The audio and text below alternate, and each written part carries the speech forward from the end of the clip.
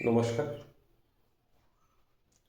আগামী বাংলা শুভ নববর্ষের প্রীতি ও শুভেচ্ছা জানিয়ে আমি একটি বিষয় নিয়ে আপনাদের সামনে উপস্থাপন করছি।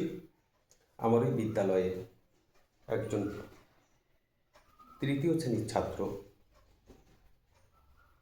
তাদের হাতের কাজ ছিল, সেই হাতের কাজে সেই ভারতবর্ষের ম্যাপটি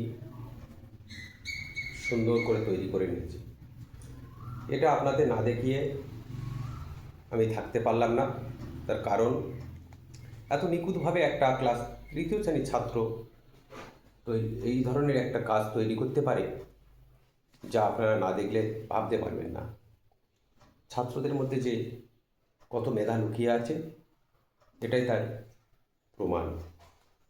এটা চাল দিয়ে আটা দিয়ে সুন্দর করে বসিয়েছে, তারপর কালারগুলো তৈরি করেছে, সুন্দর করে ডিজাইন করে ইন্ডিয়া লেখাটি উপরে লিখেছে। দেখুন, খুব সুন্দর করে লিখেছে।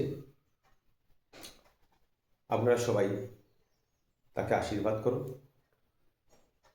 সে যেন আগামী দিনে আরও ভালো কিছু করতে পারে। তার কাছ থেকে আরও অনেক কিছু আমরা আশা করব। আমরা চাই সে এই যে ভারতবর্ষ এঁকেছে, সেই ভারতবর্ষের